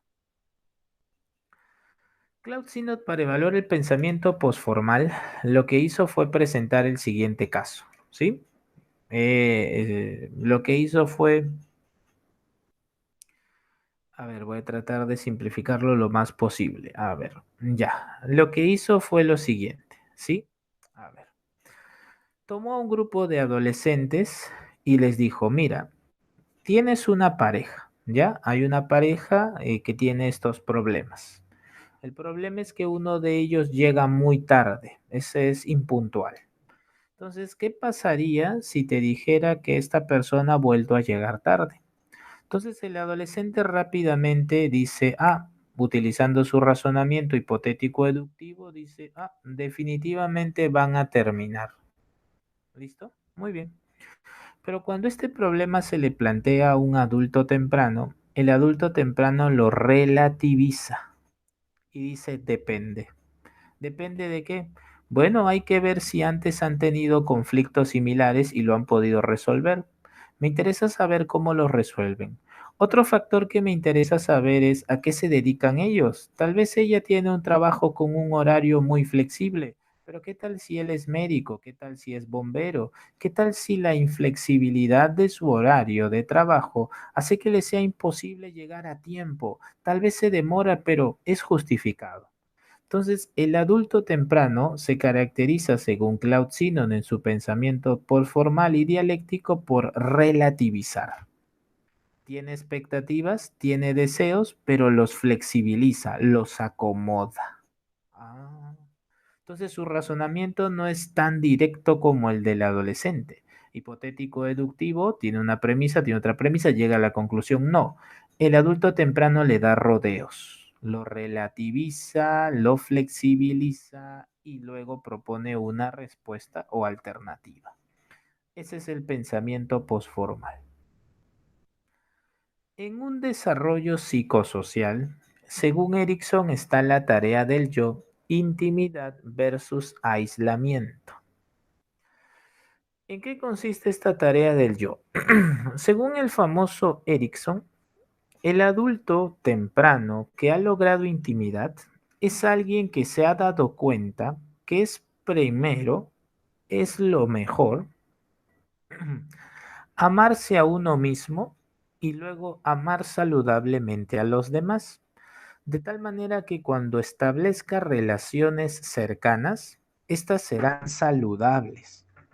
Y si son saludables, son permanentes.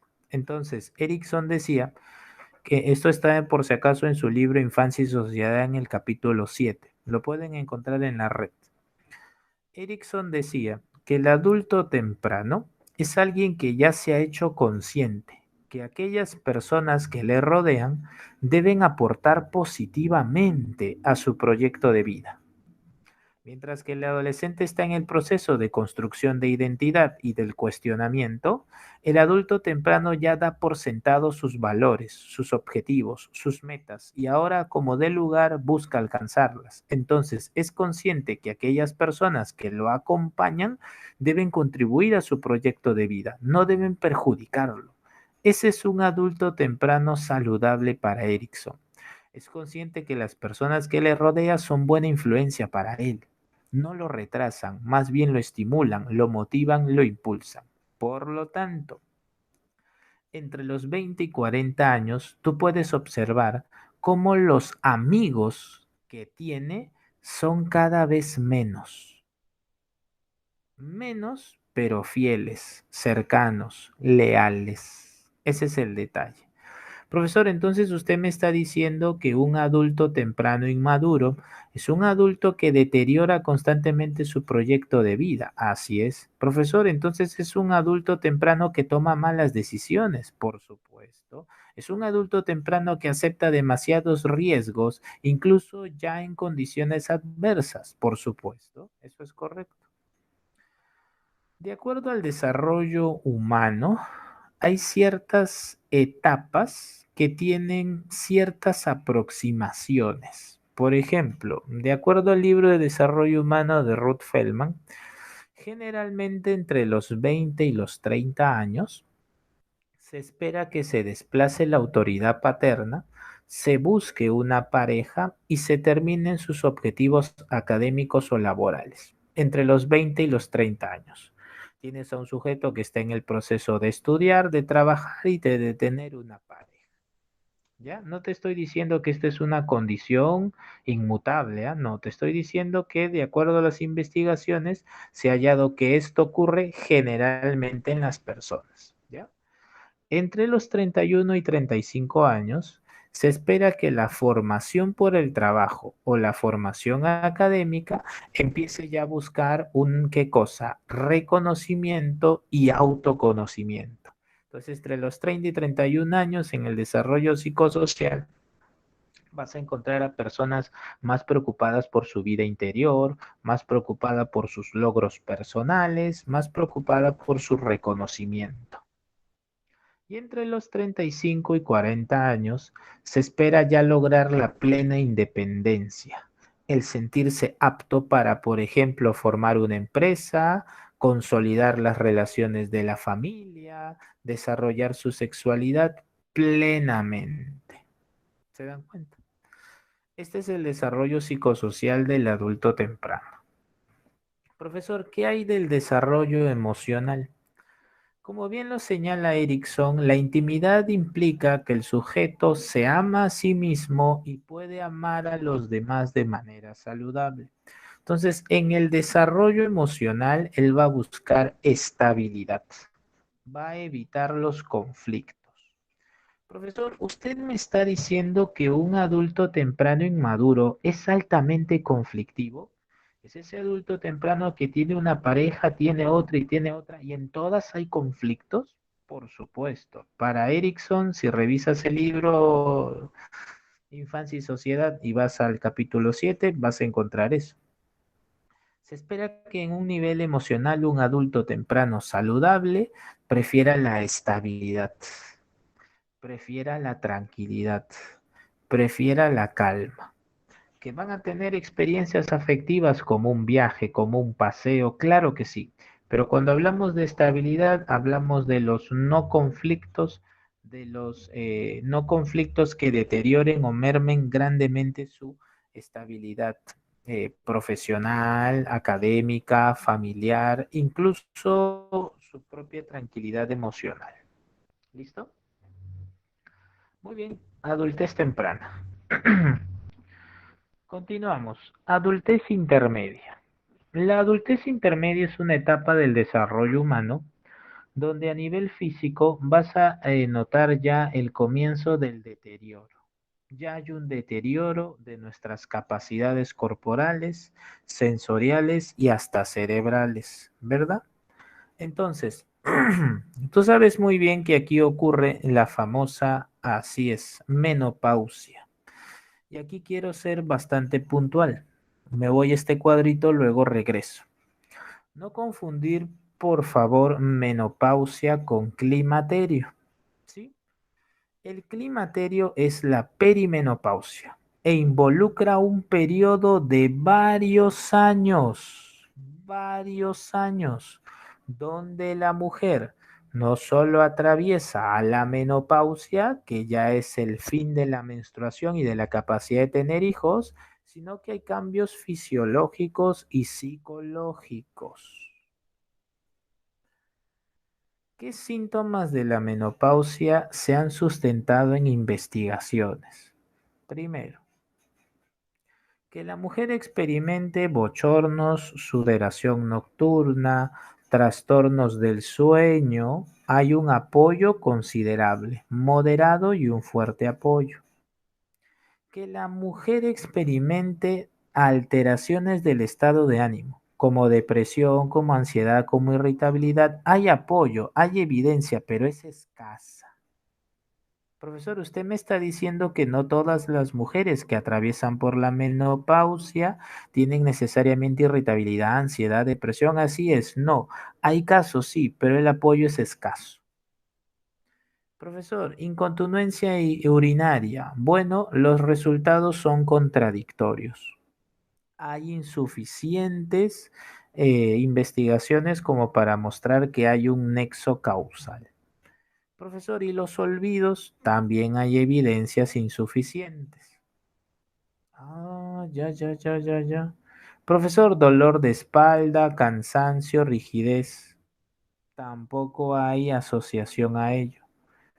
Profesor, entonces, ¿a qué se deben todos estos supuestos síntomas que inventa la prensa de repente? No lo sé, o que leo en los blogs o en las páginas. Bueno, más que a un,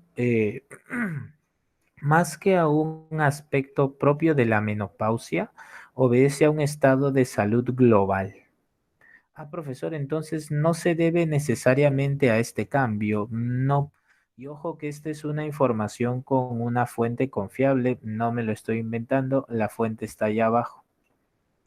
Profesor, entonces, ¿qué es lo que está ocurriendo? Bueno, lo que pasa es que para el desarrollo humano, los cambios que ocurran en la adultez intermedia y adultez tardía, sí, corporales, se deben principalmente al estilo de vida que hayan desarrollado los adultos tempranos. Si el adulto temprano se alimentó bien, si el adulto temprano llevó una vida saludable, entonces se espera que cuando atraviese el climaterio, cuando atraviese la menopausia, cuando llegue a la adultez tardía, los efectos psicológicos y corporales puedan ser mínimos. Ah, ya, entiendo. Profesor, entonces tenemos el desarrollo físico. Profesor, ¿por qué mueren generalmente las personas en la adultez intermedia? Si son hombres, generalmente los hombres mueren a partir de qué? Así es. Primero tienes que entre los 35 y 54 años, ataques cardíacos, accidentes y cáncer en los hombres. Y en las mujeres tienes pues cáncer y enfermedades del corazón. ¿Sí? En el desarrollo cognoscitivo. En el desarrollo cognoscitivo, la adultez intermedia, recuerda, va a tener una dominancia de la inteligencia cristalizada. Profesor, ¿cómo es esto? Sí. El adulto intermedio, recuerda, se caracteriza no por su fluidez de ideas, sino por la calidad de la idea que presenta. Algunos libros de desarrollo humano, cuando tratan el desarrollo cognitivo de la adultez intermedia, suelen brindar como buenos ejemplos a los ganadores del premio Nobel. Eso es una constante en los libros de desarrollo humano y de psicología. Cuando hablan de los adultos intermedios, generalmente hablan de los ganadores del premio Nobel. ¿Por qué? Porque la mayoría de ganadores del premio Nobel se encuentran en esta edad, en la adultez intermedia. ¿Y esto qué revela? Bueno, para los investigadores del desarrollo humano revela que tienen una alta calidad en su producción intelectual. Significa que ha podido complementar sus aptitudes, sus habilidades, ¿con qué?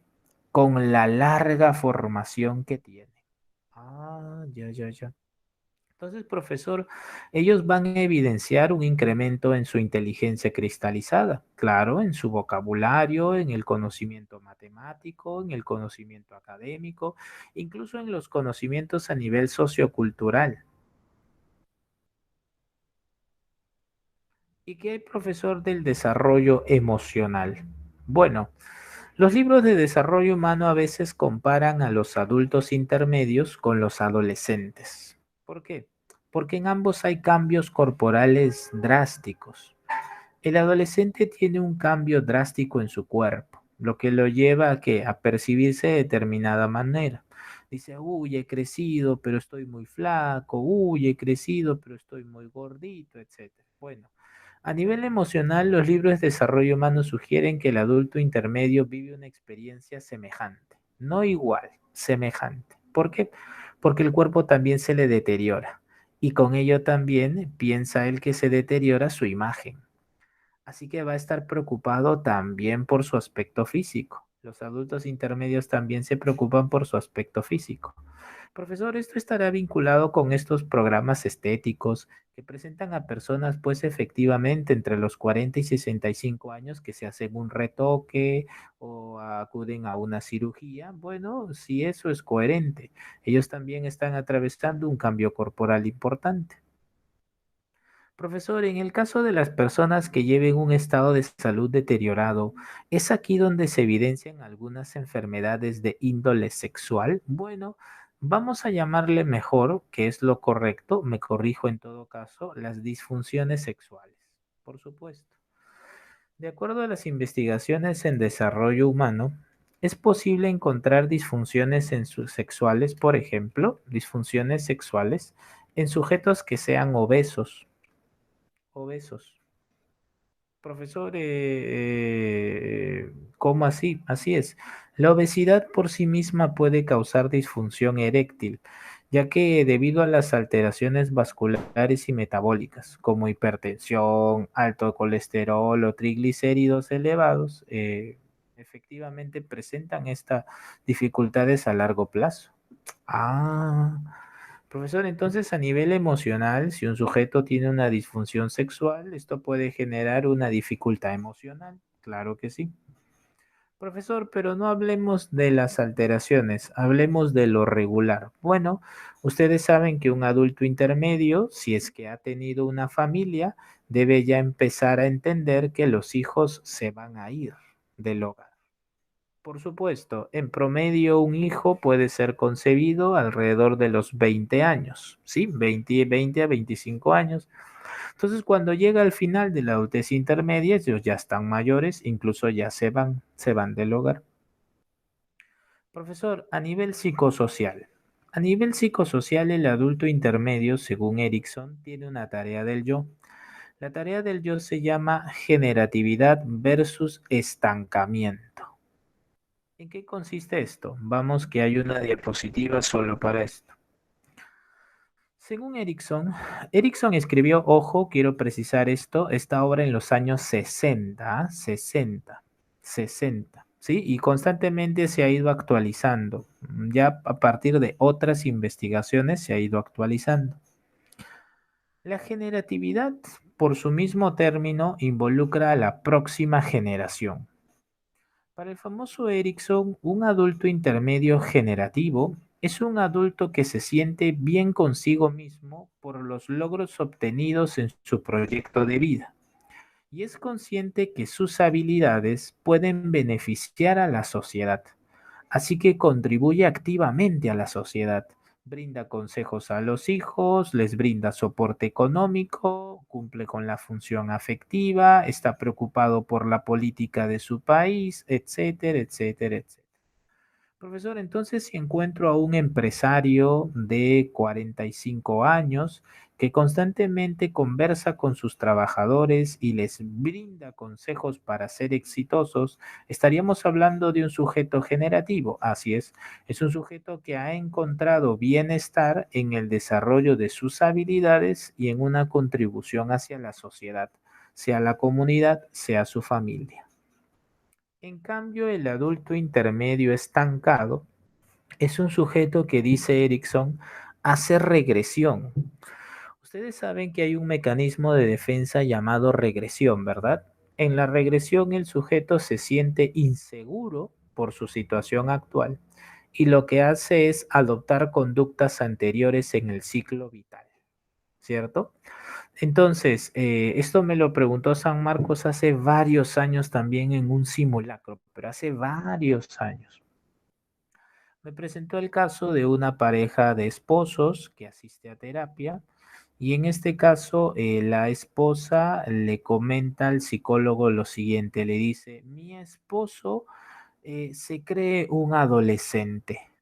Me ha dicho que se va a ir de fiesta con sus amigos una semana y que no me va a contestar el celular. Él dice que su vida es como una película, es rutinaria y siente que él no es el protagonista. Muy bien. Para el famoso Erickson, este sería un caso de estancamiento. En el estancamiento, el sujeto no ha podido resolver sus tareas del yo previamente, la de la niñez, la de la adolescencia, la de la adultez. ¿Y qué ocurre? Ahora quiere resolverlas todos de golpe. Así que trata de hacer una modificación radical de su vida familiar y genera altos conflictos. Entonces, un adulto intermedio estancado es un sujeto que pretende adoptar las conductas de un adolescente o un adulto joven porque hay ciertas experiencias o necesidades reprimidas en él, ¿sí? Entonces, un adulto intermedio estancado para Erickson se va a caracterizar por entender que no ha logrado expandir sus intereses y que su vida es rutinaria, ¿sí? Aburrida.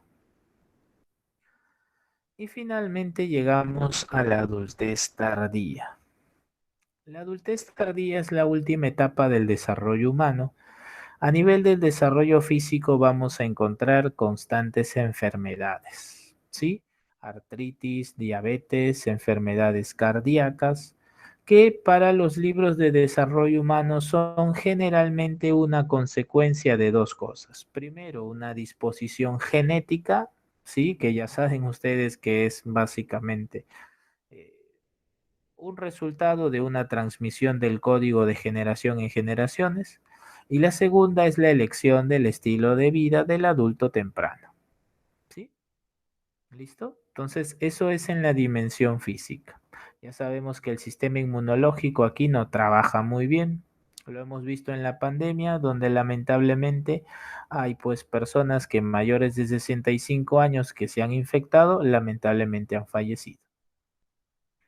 En el desarrollo cognitivo, recuerda que la inteligencia cristalizada siempre es ascendente. Así que ellos van a tratar de ejercitar su intelecto de alguna u otra manera. Puedes ver ancianitos leyendo, puedes ver ancianitos resolviendo un crucigrama, puedes ver ancianitos leyendo un periódico. ¿Sí? Profesor, ¿es por estas razones que los ancianos también se orientan mucho a la conversación? Así te repitan la misma experiencia un millón de veces, ¿quieren estar conversando, hablando? ¿Será por eso, profesor, que mi abuelito cuando se va a comprar su periódico se queda 2 horas conversando con el que vende periódico? ¿O si va a comprar pan, se queda 2 horas conversando con la persona que vende el pan? ¿Es posible? Porque por un asunto evolutivo y de necesidad, el intelecto tiene que estar en movimiento, en actividad. A nivel del desarrollo emocional, esta etapa suele ser complicada porque tienen que aceptar, si fueran casados, pues la pérdida de la pareja, ¿cierto? Uno de los dos fallece, no fallecen al mismo tiempo, ¿verdad? Fallece uno antes, el otro después. A nivel de la actividad sexual, hay que entender que la actividad sexual del adulto tardío permanece. No tiene un rendimiento como el del adulto joven, pero se sustenta también en la afectividad y el compañerismo. A nivel psicosocial, ¿qué ocurre con un adulto tardío? En el adulto tardío, según Erickson, tienes a la tarea del yo llamada integridad versus desesperación. ¿Qué es lo que ocurre aquí? Bueno, según Erickson, un adulto tardío íntegro es un adulto que ha podido encontrar plena satisfacción en todas sus etapas, de tal manera que él recuerda con alegría cada una de las experiencias previas y está feliz con su condición actual. Así que está de buen ánimo. Un adulto tardío es un adulto de buen ánimo, un anciano con buenos ánimos, ya que ha encontrado una aceptación de la vida propia. ¿Sí? Entonces, si tienes un abuelito que constantemente te da consejos, se siente muy útil, es muy activo, anda de buen ánimo, entonces es un anciano íntegro. En cambio, un anciano desesperado, para Erickson, es un anciano que piensa que la vida se va a acabar ya, así que va a tener un fuerte miedo a la muerte. También este anciano desesperado para Erickson puede ser un anciano chismoso, puede ser un anciano muy tacaño, puede ser un anciano rencoroso, ¿sí? Ya que la desesperación básicamente está en relación a que el tiempo se le ha ido y hay una imposibilidad de cumplir lo que él ha deseado. ¿Listo? Entonces, en el periodo de desesperación, el anciano lo que hace es arrepentirse constantemente. Muy bien, hemos terminado entonces con la parte teórica.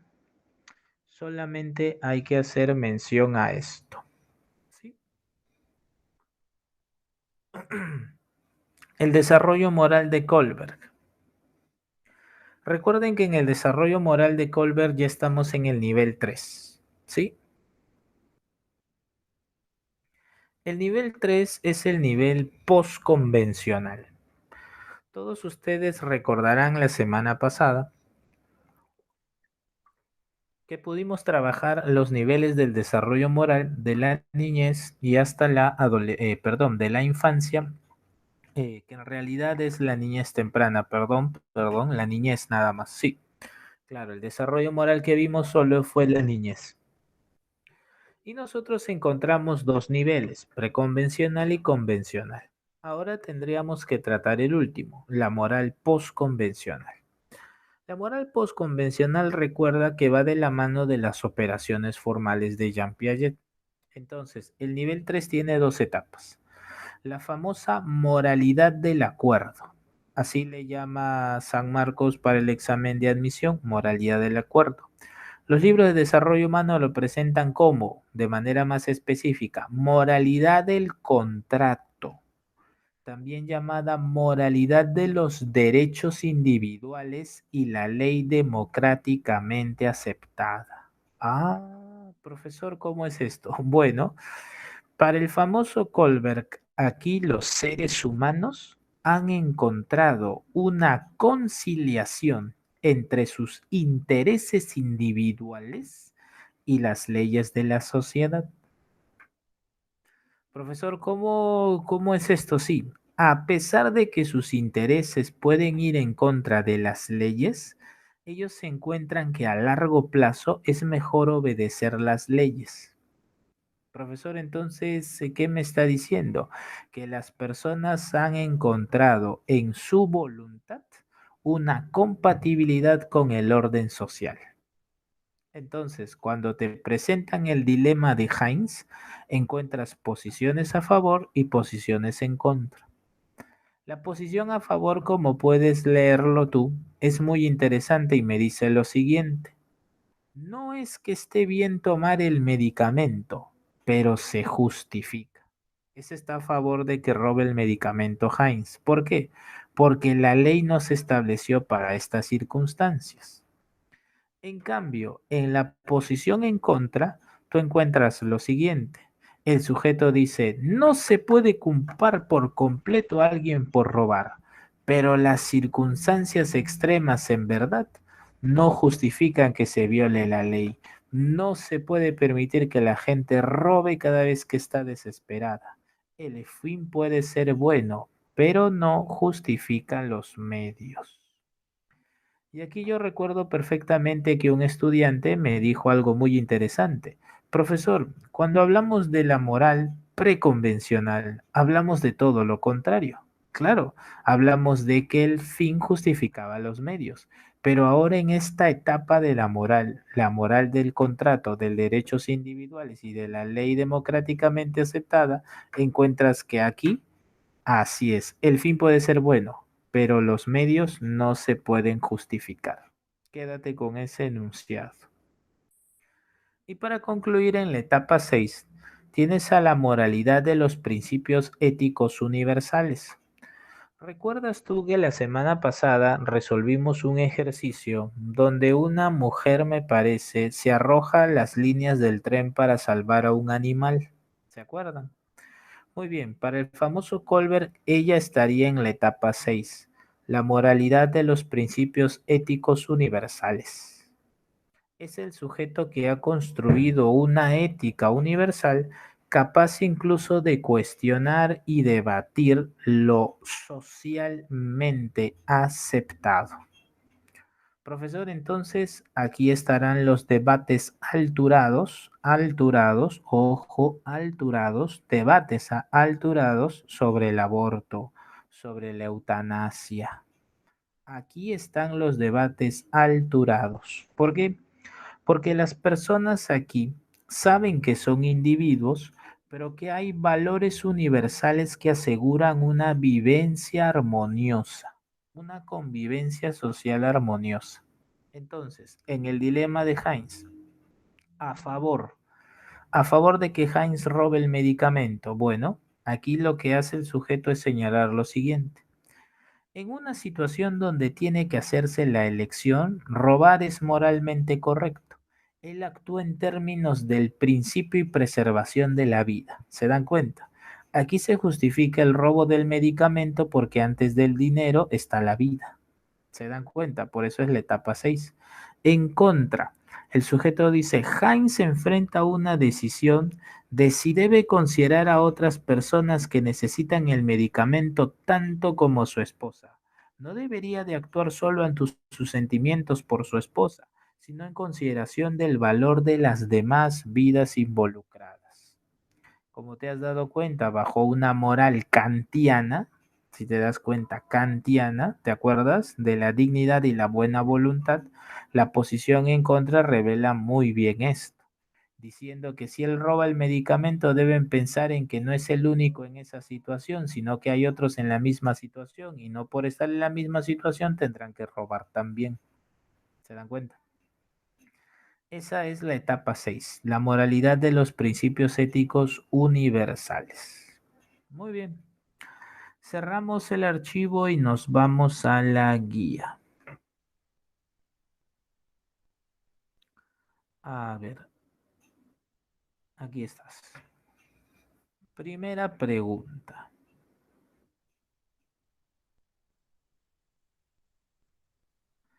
Según Erickson, durante la adultez temprana, la tarea a resolver para el desarrollo de la personalidad es, muy bien André, intimidad versus aislamiento. Uno, dedo. Número 2. Si un adolescente piensa que al probar una droga por primera vez no se volverá adicto, es un ejemplo que podría ilustrar la característica cognoscitiva denominada, por supuesto Ruth, excelente Dante, muy bien André, fabulación personal, una percepción de invulnerabilidad. Número 3. Con respecto a la adolescencia, marque verdadero o falso según corresponda. Es una etapa de carácter epigenético y universal en toda la sociedad. Esta sentencia debe tomarse con cuidado. Cuando se habla de universal, se habla de que ocurre en todo tiempo y lugar. Mira, lo que pasa es que la adolescencia, como etapa del desarrollo humano, se concibe como un tránsito de la niñez hacia la adultez, ¿sí?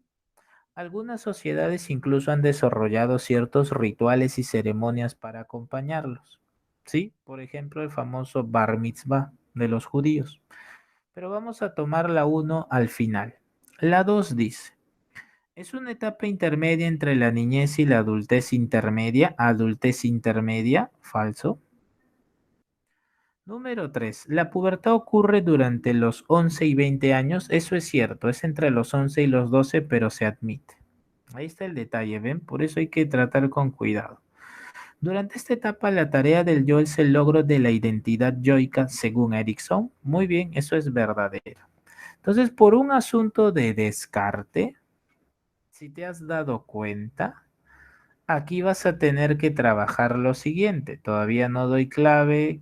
Veo ahí que dice profesor, pero con calma, todavía no he terminado el ejercicio. No, si hay clave, todavía no he terminado el ejercicio, por favor, paciencia. Aquí lo que vas a tener que desarrollar es lo siguiente. La adolescencia es una etapa del desarrollo humano, mientras que la pubertad es un proceso madurativo. ¿Sí? Entonces, vamos a tener que hacer lo siguiente. Por eso les pedí un poco de paciencia. En la número 3, lo correcto es que encuentres adolescencia. ¿Sí? Entonces, la número 3 sería falsa. Ahora viene el detalle, por eso es lo que quería yo comentarles. Por un asunto de descarte, tendría que ser que la número 3 sea falsa y la número 4 sea verdadera.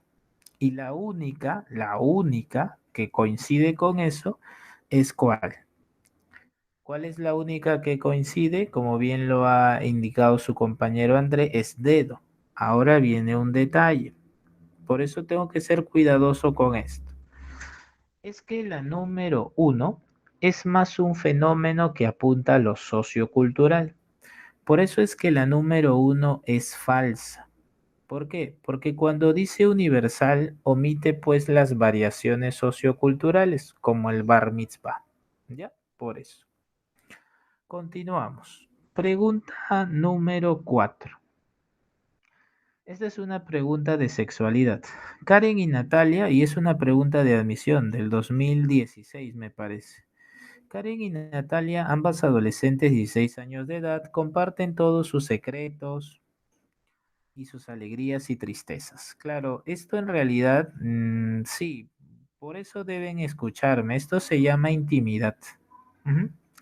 Y ven cómo me dan mala clave. Claro, porque esto no lo hemos hecho hoy día. Esto es de sexualidad. Esto se hace al final del ciclo.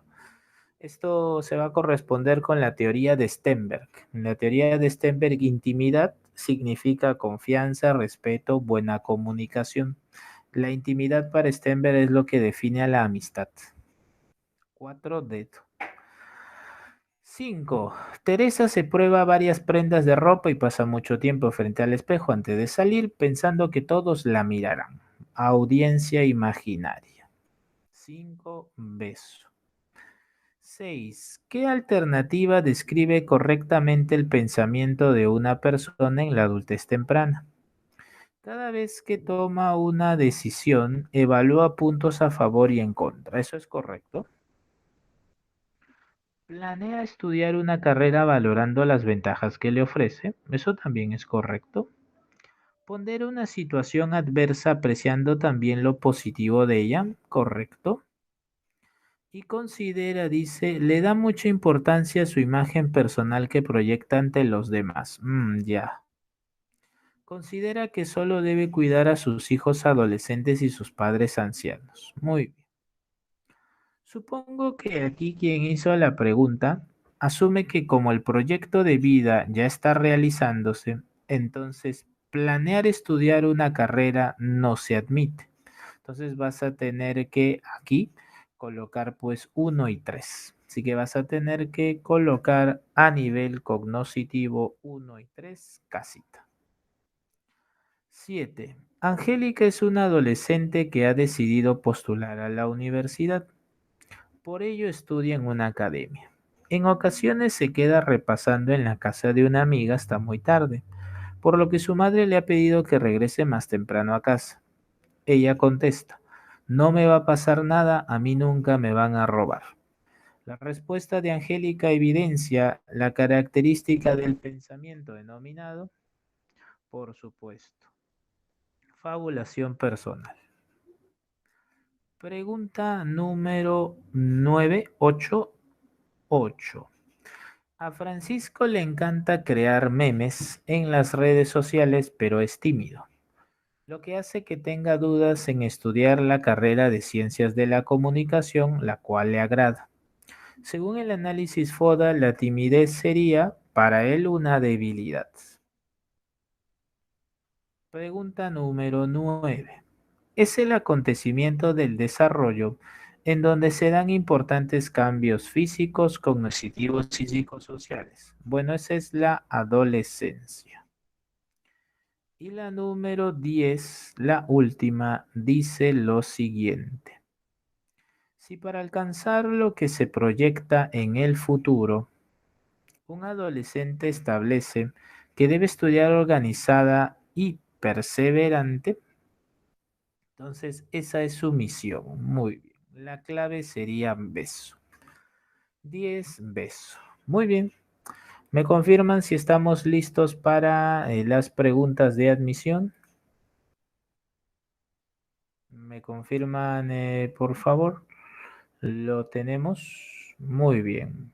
Presento la primera pregunta entonces. ¿Sí? Muy bien. 2019-1. Muy bien. Cerramos este archivo. 2 minutos por pregunta, ¿sí? Te voy a presentar dos preguntas recientes, las dos del 2019. A ver. Listo. Acá cerramos esto. Ya. Compartimos, ¿no? Esto es pantalla completa.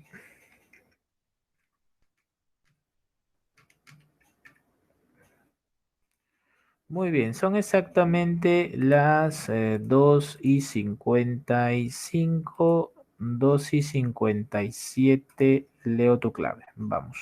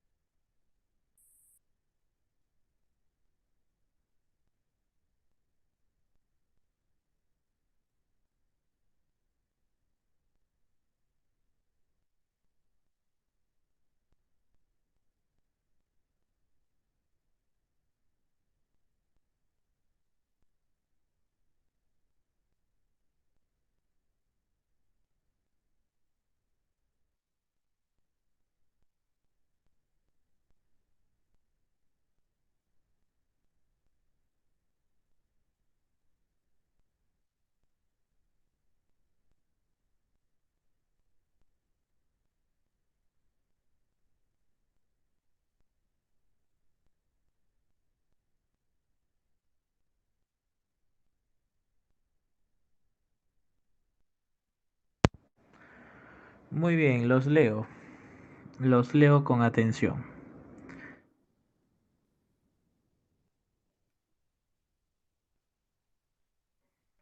Uy, a ver, ¿qué pasó? Uy, a ver, me parece... uy, ya. Vamos a tener que explicarlo entonces. A ver. Señale cuál de los siguientes enunciados corresponden al desarrollo del adolescente. A ver. Puede representar objetos y plantear situaciones hipotéticas. Eso es correcto, ¿no? Eso lo puede hacer el adolescente, sí, porque está en las operaciones formales. Claro que sí. ¿Por qué sería falsa? ¿Por qué no podría ser la uno? La uno es correcta. La número 2. Desarrolla una necesidad de identidad y afirmación personal. La número 2 también es correcta. La número 3. ¿Tiene dificultad para comprender opiniones diferentes a las suyas? Sí, sí, claro que sí. Lo vas a encontrar en la fabulación personal, en la audiencia imaginaria. Claro que sí. Eso lo hemos tratado. Y la 4 dice, ¿tiene gran desarrollo físico, mayor fuerza, energía y resistencia? No, esa es la de la adultez temprana. Así que sería uno, 2 y 3. Uy, mucho cuidado, ¿ah? Mucho cuidado. Avión es la clave. Vamos con una pregunta de admisión más. Sí, a ver, me dan un minutito, tengo que actualizarlo, ¿sí? A ver, no se preocupen que la resolvemos juntos. ¿Ya? Espero que no se vayan, espero que aguarden un minutito más. ¿Listo?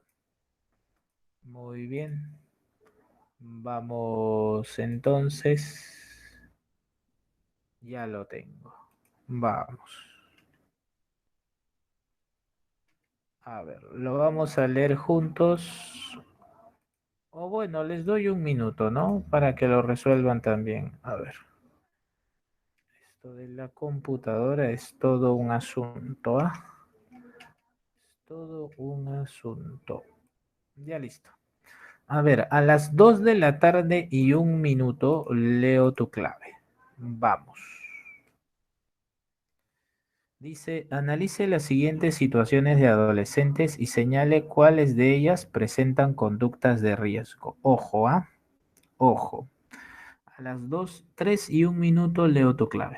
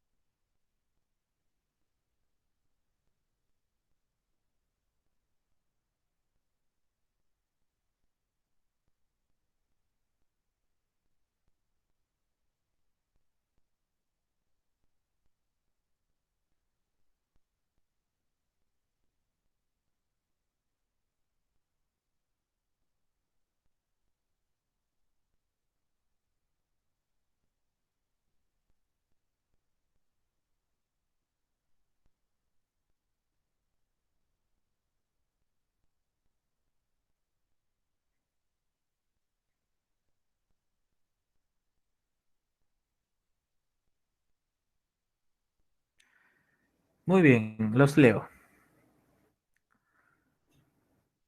Excelente, Ivonne, muy bien Dante, fantástico Ruth, muy bien Suni.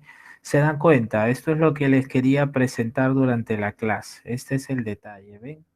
La número uno, la número 2 y número 3 son de riesgo. ¿Por qué la número 4 y la número 5 no? En la número 5 ella ya está recibiendo ayuda, así que dejó de estar en riesgo, ya está recibiendo ayuda. Y en la número 4 solo hay un conflicto intrafamiliar, no involucra un riesgo. ¿Sí? Muy bien, listo. Nos vemos, que les vaya muy bonito, cuiden mucho su salud y la de su familia.